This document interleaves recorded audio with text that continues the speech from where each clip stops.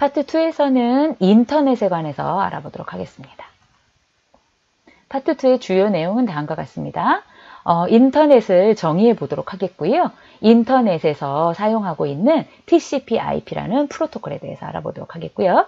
웹과 검색 엔진에 관해서 알아보겠습니다. 그리고 클라이언트 서버 구조라는 것이 어떤 것이냐, 그리고 이것과 연관되어서 P2P 시스템이라는 것이 어떤 것이냐에 대해서 알아보도록 하겠습니다. 먼저 인터넷을 정의해 볼 건데요. 인터넷이란 네트워크를 하나로 묶는 기술이다. 이렇게 정의를 했습니다. 이제 네트워크가 등장하게 된 배경에 대해서 잠깐 설명을 드리자 그러면은요. 아까 컴퓨터와 컴퓨터들을 연결을 했더니 컴퓨터 간에 데이터를 전송하는 것이 편리해졌잖아요. 그래서 데이터를 편리하게 전송할 수 있는 이런 기술들이 이제 급속도로 보급이 된 거예요. 그래서 많은 컴퓨터들이 이제 네트워크로 연결이 되게 됐죠. 그리고 그렇게 연결된 그 일정 범위 안에서 만들어진 그런 네트워크를 이제 우리가 배웠던 규모의 뭐 랜이다 이렇게 이제 볼 수 있을 것 같은데요. 그런 네트워크들이 만들어진 거예요. 그런데 컴퓨터와 컴퓨터가 1대1로 연결된다 그러면 그냥 선 가지고 쭉 연결하면 돼요. 그런데 우리 예를 들어서 학과에 또는 우리 가족들이 사용하는 컴퓨터가 5대가 있는데 이 5개를 어떻게 연결할 것이냐 라는 것이 이제 나왔을 때 그 컴퓨터들을 연결할 수 있는 방법론이라는 게 이제 다양하게 개발이 됐어요. 뒤에 가서 보실 건데요. 근데 사람마다 이런 5대의 컴퓨터를 어떻게 연결하겠냐 하고 물어보면은 아마 아이디어들이 지금도 다 다를 거예요. 그래서 옛날에도 그랬다는 거죠. 그래서 연결하는 방식이나 이걸 운영하는 방식이 다 제각각인 거예요. 그리고 그 연결 자체가 다르다 보니까 그 데이터를 주고받을 때 규약 자체, 통신 규약 자체인 프로토콜도 호환성이 없게 막 우후죽순 이렇게 만들어지게 된 거예요. 그래서 표준이 없이 여러 회사에서 각자의 규격을 가진 랜들이 출시가 됐습니다. 그래가지고는 랜 범위 안에서는 네트워크들이 이제 이렇게 통신을 할 수가 있었는데요. 이제 범위가 더 넓어지고 싶은 거죠. 랜 영역을 벗어나서 뭐 다른 도시로도 다른 국가로도 이렇게 데이터를 주고받고 싶다. 그랬을 때에 이 랜과 랜들을 어떻게 연결하겠느냐 했을 때에 나온 그런 기술이 인터넷이라는 겁니다. 그래서 이제 그 인터넷을 이해하기 위해서 랜의 네트워크 토폴로지라는 거를 설명을 드리려고 해요. 아까 말씀드렸던 뭐 우리 가족 중에 또는 우리 학과에 또는 뭐 우리 실습실에 있는 그 컴퓨터들을 이제 연결을 하려고 했더니 그 연결을 하려고 한 방식들이요. 그림에 보시는 것처럼 다양하게 연결이 될 수 있더라는 거예요. 예를 들어서 5대의 컴퓨터를 연결하는데 중앙에 컴퓨터 한 대를 놓는 거예요. 요즘으로 말하면 이게 서버가 되겠죠. 서버 한 대를 놓고 컴퓨터들은 다 서버에만 연결되는 거예요. 그리고는 이쪽에 있는 컴퓨터가 이쪽에 있는 컴퓨터로 어떤 데이터를 전송하려고 그러면 직접 전송하는 게 아니라 서버를 통해서 이렇게 전달하겠다 해서 서버의 역할을 중요시하는 이런 형태로 연결된 그런 연결 형태를 우리가 스타형이라고 불러요. 별 모양으로 생겼다는 거죠. 그래서 이렇게 연결한 이런 토폴로지가 있었는가 하면 링 형태로 이렇게 연결합니다. 그래서 지금 컴퓨터와 컴퓨터들을 직접 연결하고 이 컴퓨터를 다른 컴퓨터와 직접 연결하고 이렇게 일렬로 세워가지고 원 형태가 되도록 연결을 하는 거예요. 그러면은 이 컴퓨터가요. 이 맨 밑에 있는 컴퓨터한테 데이터를 보내려면 어떻게 하느냐? 연결되어 있는 직접 연결이 없으니까요. 옆에를 통해서 전달하도록 하는 거예요. 그러면은 이 컴퓨터들은 주체적인 어떤 처리의 일도 하지만 네트워크 상에서 본다 그러면 데이터를 토스해주는 그런 역할도 하게 되는 거죠. 이런 식으로. 그러니까 이 컴퓨터들 사이에 내가 데이터를 토스해주면 그 데이터를 어떤 식으로 토스를 해라라는 규약이 생기게 되는 거죠. 그런데 이런 스타형 토폴로지에서는 그런 규약은 필요가 없어요. 왜냐하면 각각은 서버하고만 통신하면 되니까요. 그래서 서버를 통해서만 서비스를 받으면 되니까요. 이런 식으로 토폴로지가 다르면 통신 규약도 달라지게 된다는 것을 여기서 볼 수가 있는 거고요. 이런 형을 이제 링형, 가운데 있는 것을 링형이라고 합니다. 그 다음에 이런 형태는 버스형이라고 해서 데이터를 빨리 전달할 수 있는 그 버스라는 통신 채널을 만들어 놓고요. 거기에 이제 그 컴퓨터를 각각 연결을 하는 거예요. 그래서 거기 버스에다가 데이터를 실어서 보내면 이렇게 지나가는 데이터를 이거 나한테 오는 데이터네 하고 각각이 참조해 갈 수 있도록 하는 그런 형태의 그 토폴로지로 랜을 구성을 하기도 했습니다. 그래서 이런 다양한 랜들, 토폴로지에 따른 다양한 랜들이 구성이 됐다는 거죠. 근데 이제 각각이 랜 안에서 사용할 때는 문제가 없었단 말이에요. 그런데 이제 그 랜들을 연결해서 네트워크의 이 범위를 이제 넓히고 싶은 거예요. 그러다 보니 이 각각의 특성, 토폴로지가 다 달랐잖아요. 그래서 이런 랜들을 연결하는 문제가 어디에서 먼저 이제 대두가 되었느냐면 미국 국방부에서 이제 각각의 예를 들어서 육군, 해군 이런 각각의 조직들이 각각 서로 다른 종류의 랜을 구축을 해서 사용을 해왔다란 말이에요. 근데 이제 국방부 하면은 이거를 다 관할해야 되는 거잖아요. 그러려고 보다 보니 여기 서로 간에 이 데이터를 전송하고 이렇게 네트워크의 사이즈를 늘리는 게 어렵더라는 거죠. 그래서 이것들을 어떻게 하나로 묶을 수 있겠느냐 해서 미국 방송에서 이게 벌써 1970년대, 69년 말이니까요. 69년 말에 알파넷이라는 걸 구축을 했어요. 그래서 서로 다른 종류의 랜들을 이렇게 묶어가지고 얘네 각각의 토폴로지는 다르지만 서로 다른 토폴로지들을 연결을 해서 서로가 통신을 할 수 있도록 하는 이런 네트워크 형태를 구축을 한 바가 있다라는 겁니다.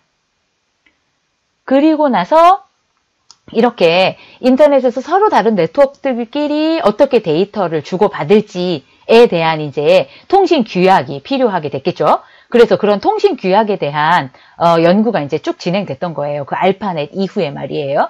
그러면서 그 통신 규약이 처음에는 대학교에서 이제 연구용으로 적용이 됐었던 거예요. 그래서 이렇게 통신을 하다 보면은 서로 다른 네트워크 간에도 데이터 통신이 원활하게 이루어지겠다. 이런 연구가 이제 대학교에서 진행이 되다가 일반인들한테 이제 공개가 되면서 그 TCP/IP라는 통신 규약을 통해서 랜과 랜을 연결하는 그런 인터넷이라는 범위의 그 네트워크들이 이제 보급이 되도록 된 거예요. 그래서 TCP/IP라는 이 규약에서 두 가지를 합쳐서 저희가 이렇게 부르는 건데요. 하나는 이제 두 개의 프로토콜이 들어있는 거예요. 하나는 IP라는 프로토콜이고요. 하나는 TCP라는 프로토콜이에요. 자, 보시면은 IP라는 프로토콜은 인터넷 프로토콜의 약자입니다. 그래서 이게 네트워크와 네트워크 사이에 데이터를 주고받는 규칙을 정한 프로토콜이에요. 그래서 IP를 처음 만들 당시에는 목적지까지 이제 데이터를 보내는 거기에 초점이 있었죠. 예를 들어서 앞에 그림 가서 한번 보시면은 잘 보세요. 네트워크와 네트워크를 이렇게 연결을 해놨어요. 그러면 랜의 형태로 본다면 지금 4개의 랜이 연결되어서 이제 인터넷이라는 걸 구성을 하게 된 거잖아요. 그러면은 이쪽 링형으로 연결되어 있는 어느 컴퓨터에서 버스의 형태로 연결되어 있는 이쪽 랜에 들어있는 어느 컴퓨터로 데이터를 전송하려고 한다 그러면은 요 링 데이터가 직접 이 링으로 구성된 랜이 이 오른쪽에 있는 랜에 직접 연결되지는 않았잖아요. 그러니까 어떻게 하느냐면 다른 랜을 거쳐서 해당하는 랜으로 이 데이터를 전송하게 되거든요. 그때에 네트워크와 네트워크 사이에 데이터를 주고받아야 되고 그 데이터가 이쪽 랜으로 들어오는 건지 아니면 거쳐가는 건지에 따라서 목적지까지 데이터를 보내는 게 목적이었어요. 그래서 어떻게 목적지까지 데이터를 제대로 보낼 수 있겠느냐 하는 것을 처리하는 인터넷 규약이 IP라는 인터넷 프로토콜이었던 거예요. 그 다음에는 TCP라는 전송 제어 프로토콜이라고 하는데요. 이 전송 제어 프로토콜은 인터넷을 통해서 이제 받은 데이터를 목적지 프로그램에 전달하는 창구 역할을 하는 프로토콜이라고 그랬는데요. 이게 뭐냐면 어느 메시지 데이터가 다른 랜으로부터 해당하는 랜까지 전송이 돼 왔어요. 그럼 그 랜 안에는 그 해당하는 컴퓨터들, 구성 요소로 컴포넌트들로 해당하는 컴퓨터들이 많잖아요. 그 중에 해당하는 컴퓨터 그리고 그거를 처리할 프로그램까지 전달하는 것이 TCP 이 프로토콜의 목적이었단 말이에요. 그런데 이 IP 프로토콜을 사용하다 보니 이런 일이 발생하는 거예요. 그 규약에 의해서 데이터들을 전송하고 해가지고 네트워크를 찾아가도록 하는데 그런 과정에서 데이터가 사라지는 경우가 생기고 순서가 뒤바뀌는 경우도 생기고 훼손되는 경우가 생기더라는 거죠. 그 규약이라는 게 완벽할 수 없으니까요. 그렇게 해서 그러면은 데이터가 그렇게 사라지거나 순서가 뒤바뀌거나 이런 것에 대한 처리가 필요하게 됐잖아요. 그런 전송 오류에 관한 처리, 그 다음에 순서를 바로잡는 처리, 이런 것까지도 TCP라는 요 규약에서 담당하도록 이렇게 좀 범위가 확대가 된 거예요. 그래서 최근에 사용되고 있는 TCP/IP 프로토콜이라는 것이 이제 이렇게 완성이 되어 간 거죠. 뒤에 가서 다시 한번 설명드릴 겁니다. 그래서 우리가 이제 사용하고 있는 교재에서는 TCP/IP 동작을 되게 재밌게 비유를 해놨더라고요. 택배 보내는데 비유를 해놨는데 이런 거죠. 이제 어떤 사람이 우리 집에서 이제 택배를 보내려고 그래요. 그리고 받을 사람이 있단 말이에요. 그럼 택배를 보내려고 그러면 내가 보내려는 택배를 이제 거기에 사이즈에 맞는 상자를 찾아서 거기에다가 받을 사람 주소를 써서 이렇게 해가지고 혹은 큰 상자가 없단 말이에요. 그러면은 요 데이터들을 이렇게 나누어서, 데이터가 아니죠. 이 물품을 작은 상자에 들어갈 수 있도록 나누어서 여러 개의 상자로 만들어서 이제 택배 기사를 호출해야 되겠죠. 그러면 택배 기사가 이제 집으로 찾아와서 이 사람이 이렇게 준비해 놓은, 저희가 지금 준비라고 말하고 있습니다. 이 준비해 놓은 택배를 이제 배달을 하게 되는 거예요. 이 준비 과정이 TCP/IP의 규약이라고 보는 거예요. 그래서 그 데이터를 접수하고 준비하는 거, 빠진 게 없는지 이런 거 확인하면서 준비하는 과정이 TCP에서 하는 과정이라고 보는 거고요. 그렇게 준비된 데이터를 이제 트럭으로 실어서 나르는데, 나를 때에 이 랜이라고 표시된 이 인터넷이라는 부분이 어떻게 보면 도로망이라고 생각하실 수도 있을 것 같아요. 이 다양한 이 망의 도로가 있는데 어느 경로를 거쳐서 갈 것이냐 하는 것을 이 택배기사가, 트럭 운전기사가 이제 결정을 해야 되는 거잖아요. 그거를 결정할 수 있도록 도와주는 규칙, 그거를 IP라고 여기에서는 설명을 했어요. 그래서 이렇게 랜과 랜의 경로를 통해서 이제 가고 다시 이쪽 목적지 쪽에 도착을 하게 되면은 그 목적지 쪽에 도착한 그 물품을 이제 이 물품 수취인에게 전달을 하게 되는 거죠. 그때 수취인이 뭐를 하게 되느냐면 물건이 제대로 왔나? 보낸 사람이 보낸 물건이 제대로 왔나? 빠진 게 없이 왔나? 오다가 훼손된 거는 없나? 뭐 이런 것들을 체크한다는 거예요. 그런데 IP 단에서 그게 완벽하게 이루어진다 그러면 TCP 단에서 그거를 체크할 필요가 없겠죠. 근데 이렇게 전달하는 과정 중에 뭐 트럭이 엉뚱한 데로 갈 수도 있고 트럭 운전사가 문제가 생겨가지고 안 갈 수도 있고 이런 문제가 생기는 거잖아요. 그렇게 문제가 발생했을 때는 이 문제를 바로잡아야 되는 거죠. 바로잡는 방법도 다양할 수 있어요. 다시 이 보낸 사람한테 이야기해서 다시 보내라고 할 수도 있는 거고 아니면은 뭐 중간에서 뭐가 잘못됐는지를 찾아서 이쪽에서 그 문제를 해결할 수도 있는 거고요.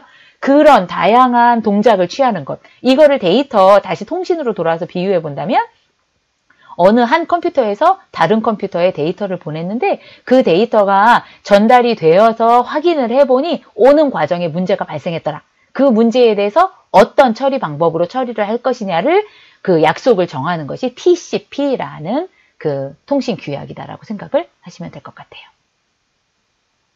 그래서 제가 지금 앞서서 설명한 이런 것들 한 번 더 보겠습니다. 먼저 TCP/IP 데이터 전송 과정에 송신 측에서는요. TCP가 데이터를 전송하기 적당한 크기로 잘라서 번호표를 붙인 다음에 IP에게 전달을 합니다. 이 IP가 이제 트럭이라고 생각하는 거예요. 그럼 IP는 랜을 여러 개 지나서 목적지까지 데이터를 전달을 합니다. 받는 쪽에서는 전달된 데이터를 TCP한테 전달을 해주는 거예요. 그럼 TCP 쪽에서는 데이터가 이상이 없는지를 확인을 하고요. 데이터가 이상이 있잖아요. 그러면 송신 측에 여기에서는 다시 보내달라고 요청하는 걸로 약속을 했네요. 다시 보내달라고 하고 문제가 없으면 최종 데이터를 목적지, 이제 프로그램에 전달한다는 얘기는 사용한다는 뜻이 되는 거예요. 이렇게 동작하는 것이 TCP/IP라는 통신 규약이 어떤 역할을 하는 건가를 비유해 본 거죠. 그래서 이제 인터넷이라는 이 네트워크 상에서는 데이터를 전달하고 주고받는 데에 TCP/IP라는 프로토콜을 사용한다는 것을 여러분들이 꼭 기억을 하셨으면 좋겠습니다. 그 다음에는 이제 인터넷과 관련되어 있는 용어 중에서 웹과 검색 엔진에 대해서 알아보려고 하는데요. 인터넷이 처음에 이제 만들어졌을 때, 그 인터넷이 처음에 만들어졌을 때는 뭐가 주안점이었느냐면은 서로 다른 랜과 랜이 연결돼서 데이터를 주고받을 수 있다라는 것이 이제 그때의 주안점이었고요. 그 당시에는 텍스트로 주로 정보를 주고받았어요. 텍스트의 형태로. 그랬는데 이제 점차 인터넷이라는 게 이렇게 발전하면서 그 멀티미디어라는 것이 주요한 이런 데이터가 되었죠. 그런데 이제 웹과 웹 브라우저라는 용어를 한번 살펴보면 웹이라는 것은요. 월드와이드 웹이라고 해서 우리가 www라고 줄여서 말하잖아요.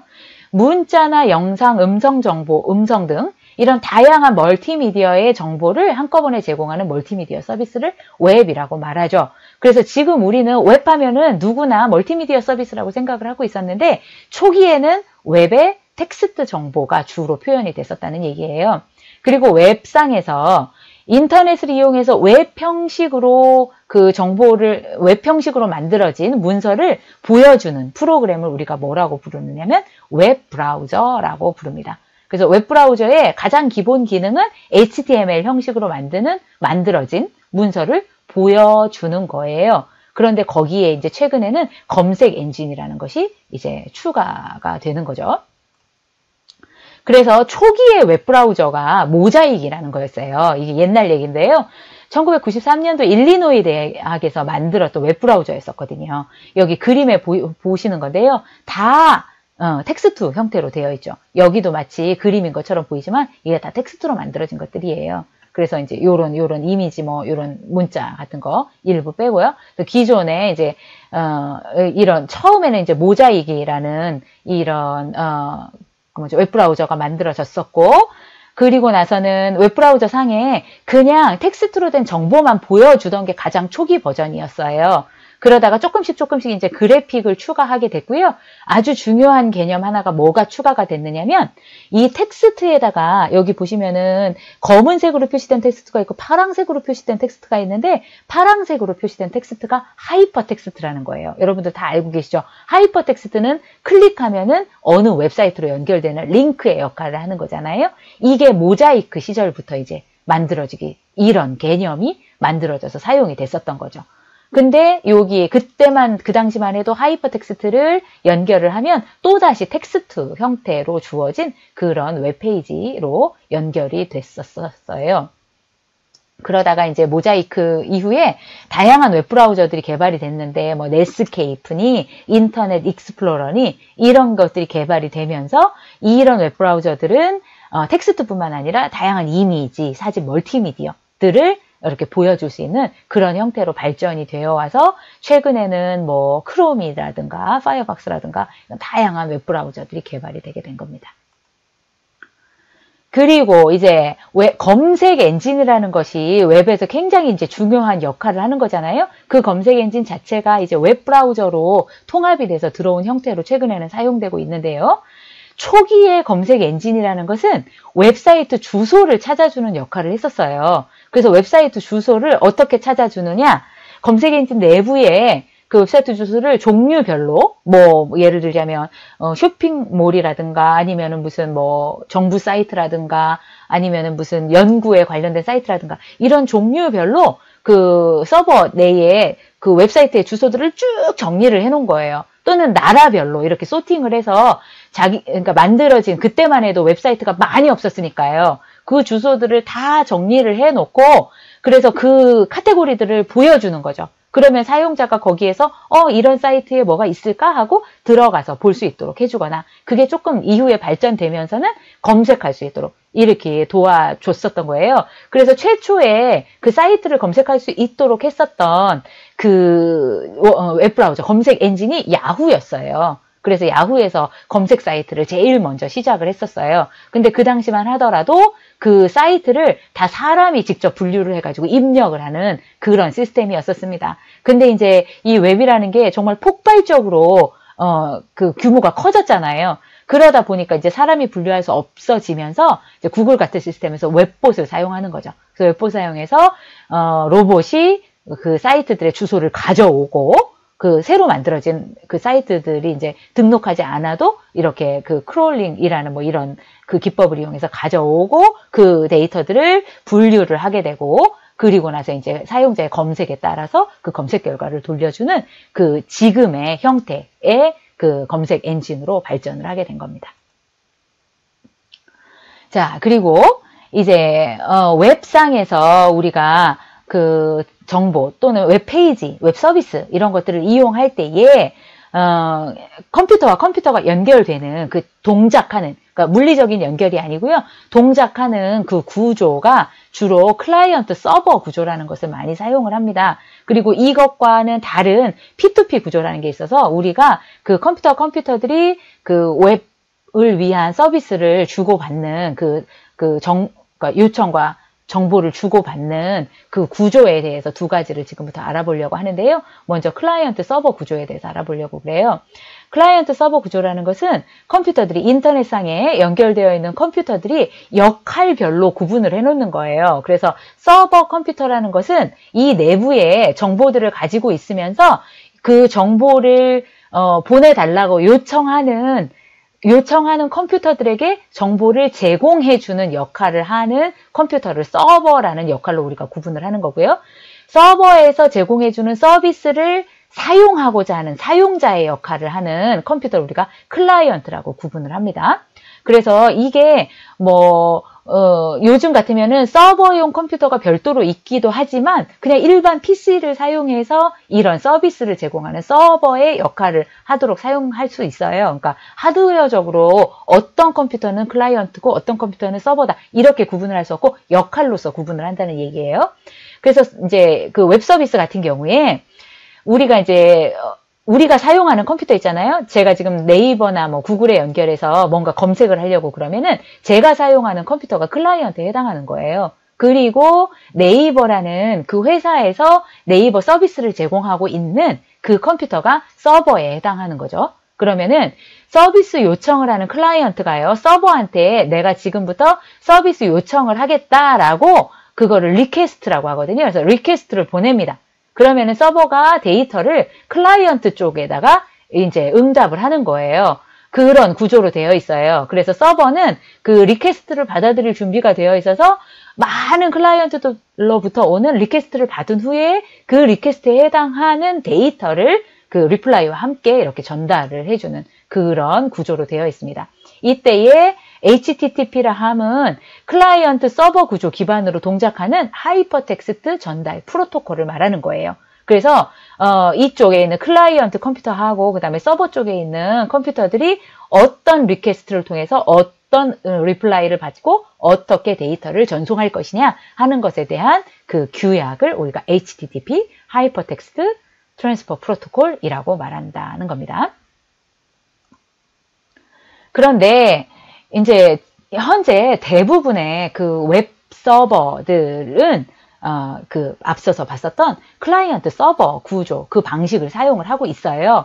근데 이제 그 방식의 문제점이라고 할까요? 약점이라고 할까요? 그게 있는데요. 그 서버 쪽으로 리퀘스트가 몰리게 되잖아요. 그러면은 그 서버에 너무 그 부하가 가해지는 거죠. 너무 많은 사람이 한 번에 서버한테다가 똑같은 웹페이지를 보내달라, 그 웹페이지를 보여줘라 하는 요청을 한꺼번에 확 몰리게 되면은 그 서버 쪽으로 연결되는 데이터 네트워크 선 있잖아요. 거기에도 트래픽이 너무 집중되게 되고, 그 다음에 서버도 서비스를 제공해주는 데에 그 컴퓨팅 파워에 한계가 있는 거잖아요.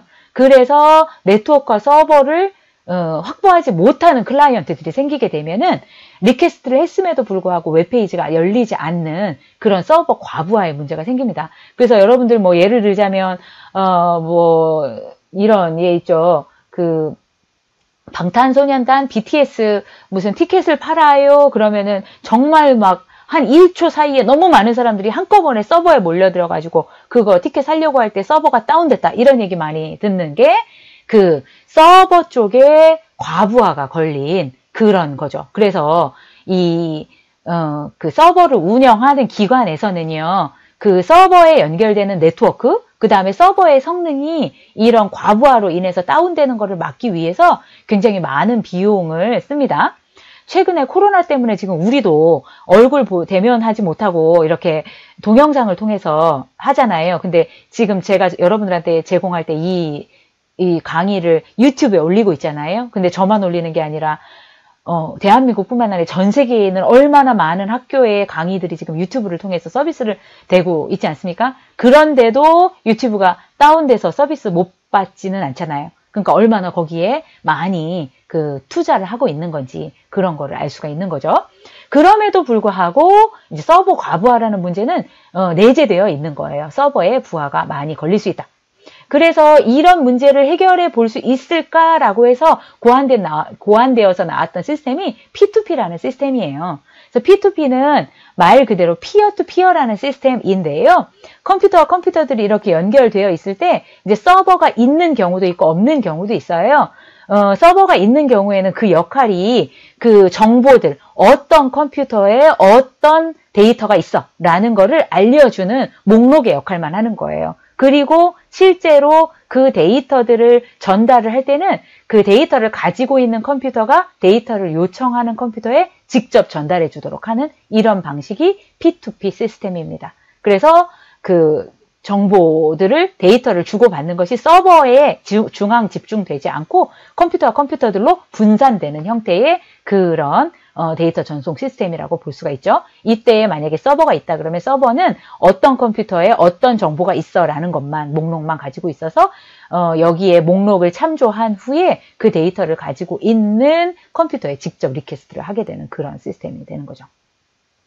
그래서 숀 페닉이라는 사람이 처음에 이제 P2P라는 시스템을 만들었었던 거거든요. 근데 그거를 만든 이유가 이제 컴퓨터들마다 mp3 파일이 굉장히 많이 저장되어 있다라는 걸 알게 된 거예요. 그래서 그 mp3들을 서로 공유해서 들어보자. 이런 취지에서 컴퓨터들을 연결하는 P2P 시스템이라는 것을 이제 그렇게 고안을 하게 됐는데요. 직접 다운로드 할 수 있도록. 그래서 그때에 나왔던 뭐 그런 시스템들이 토렌트라든가 뭐 이런 거, 그러니까 이건 최근 거고요. 우리나라 같으면은 뭐 소리바다 뭐 이런 시스템들이 있었어요. 그래서 그런 시스템들 통해서 직접 그 음악 뭐 이런 파일 같은 것들을 다운받을 수 있도록 한 그런 시스템이 있었습니다. 그리고 아까 말씀드렸던 중앙 집중식이 있는가 하면 서버에 그 목록이 있는 거, 아예 서버가 존재하지 않는 그냥 컴퓨터와 컴퓨터들이 직접 이렇게 리퀘스트 하면서 그런 데이터들이 있는 경우에 주고받는 형식의 순수한 P2P, 퓨어 P2P 서비스 시스템도 개발이 된 바가 있었어요. 그런데 이 P2P 시스템이 뒤에 가서 먼저 보시면 그 악의적인 해커들이 바이러스를 배포하는 수단으로 많이 악용이 됐어요. 그리고 또 한 가지 문제는 음란물을 배포하는 데에 뭔가 그 서버라는 것을 통해서 관리되고 있지 않은 그냥 개별적인 사이트들을 통해서 하다 보니 음란물이 유포되는 그런 문제도 있고 저작권을 침해하는 그런 그 주고받는 그런 문제가 있으니까요. 그래서 P2P 시스템이 마치 안 좋은 것처럼 그런 인식이 생기기도 했습니다. 그래서 많이 지금 사용되고 있지는 않은데요. 최근 들어서 그 비트코인이라는 거 있잖아요. 블록체인이라는 기술이 만들어졌는데 이 블록체인이라는 기술이 뭐냐면은요. 사람들의 그 계좌 정보 있잖아요. 그런 계좌에 대한 정보를 그 하나의 은행에 있는 서버에만 저장을 해놓다 보니 그 서버가 해킹을 당하는 경우에는 그거를 복구할 수 있는 길이 없어지는 거예요. 그래서 그런 문제를 어떻게 해결할 것인가 라고 하면서 나온 게 이제 블록체인이어가지고 그 개인 계좌에 대한 장부 이런 것들을 서버에만 두는 게 아니라 그 여러 개 분산되어 있는 컴퓨터들에 나누어 놓고요. 그 컴퓨터들에서 정보를 모아서 그 모아진 정보가 다 모아졌을 때에 제대로 된 정보를 구성해서 참조할 수 있도록 이렇게 보안도 유지하면서 그 데이터의 손실에 대한 그런 우려도 없애면서 이렇게 하자고 해서 만들어진 기술이 블록체인이라는 기술이고 이게 최근에 굉장히 많이 관심을 받고 있는 기술이에요. 그게 결국은 이 P2P 시스템이라는 개념에 기반을 두고 있어서 최근에 P2P 시스템에 대한 그 연결에 대한 논의가 많이 되고 있는 겁니다. 그래서 다시 한번 정리를 하자 그러면 그 네트워크 상에서 어떤 데이터들을 주고받는 컴퓨터들의 연결 형태라고 본다면 논리적인 연결 형태라고 본다면 클라이언트 서버 시스템과 P2P 시스템이 있다. 그래서 웹상에서 주로 서버에서 웹 서비스를 할 때에는 그 클라이언트 서버 구조를 사용하고 있다. 이렇게 이해하시면 될 것 같습니다. 자, 파트 2에서 공부했던 내용에 대한 퀴즈 풀어보도록 하겠습니다. 다음 중 인터넷 연결에 사용하는 것으로 목적지까지 데이터를 보내는 프로토콜의 이름은 뭐라 그랬죠? 목적지까지 데이터를 이렇게 경로를 거쳐서 제대로 보내고자 하는 프로토콜 IP라고 했습니다. 다음 중 인터넷을 사용하는 데 필요한 프로토콜로 데이터가 원래 상태로 도착하는지를 감시하는 프로토콜의 이름은 아까 택배가 왔는데 그 택배가 제대로 도착하지 않으면 다시 보내달라고 하는 그거를 감당하는 그 프로토콜은 TCP 프로토콜이라고 했습니다. 다음 중 파일을 전송하는데 사용하는 프로토콜의 이름은 뭐라 그랬을까요? 이제 데이터라는 것이 어떤 데이터를 보내느냐에 따라 파일을 보내느냐, 하이퍼텍스트를 전송하느냐, 웹페이지를 전송하느냐, 뭐 이런 다양한 프로토콜이 존재한다 그랬죠. 그때 파일을 보내는 거는 FTP, 파일 트랜스퍼 프로토콜이라고 했습니다. 다음 중 하이퍼텍스트를 전송하는 데 사용하는 프로토콜은 HTTP, 하이퍼텍스트 트랜스퍼 프로토콜이라고 했습니다. 자, 파트 2에 대한 요약입니다. 인터넷은 서로 다른 형태의 네트워크를 하나로 묶는 기술입니다. IP는 네트워크와 네트워크 사이에 데이터를 주고받는 규칙을 정의한 프로토콜이고요. TCP는 IP 프로토콜에 의하여 전송된 데이터가 사라지거나 순서가 뒤바뀌거나 일부가 훼손되는 경우에 데이터를 수정해서 또는 재요청해서 원래 상태로 만드는 프로토콜입니다. 데이터 전송의 오류를 감수하고서라도 데이터를 빠르게 전송하고자 하는 경우에는 UDP 프로토콜을 사용한다고 했는데요. 강의 자료에도 빠져있고 지금 UDP 프로토콜이 빠져있어서 잠깐 설명하도록 할게요. TCP라는 프로토콜은 데이터를 보내고 받아봤을 때 제대로 오지 않으면 그거를 다시 요청을 해서 제대로 된 데이터가 올 때까지 받는다고 했잖아요. 그런데 UDP라는 프로토콜은 그러지 않습니다. 그냥 오류가 발생하면 발생한 대로 받아서 씁니다. 어떤 경우에 이게 유용하냐면 이미지 데이터를 전송을 했단 말이에요. 그런데 오는 중에 99.8%는 제대로 왔어요. 근데 0.2%에 해당하는 픽셀 값들이 잘못 왔어요. 그러면은 전체로 봤을 때는 오류가 발생한 거잖아요. 그렇다고 이 이미지 전체를 다시 보내달라고 하느냐? 에이, 뭘 그래. 중간중간에 픽셀들 2%에 해당한 99.8%니까 뭐 0.2%에 해당하는 그런 그 오류 정도는 그 픽셀이 제대로 표시되지 않아도 전체 이미지를 식별하는 데는 전혀 영향이 없어. 이럴 수 있잖아요. 이런 경우에 UDP라는 프로토콜을 사용하는 겁니다. 참고적으로 알아두시기 바랄게요.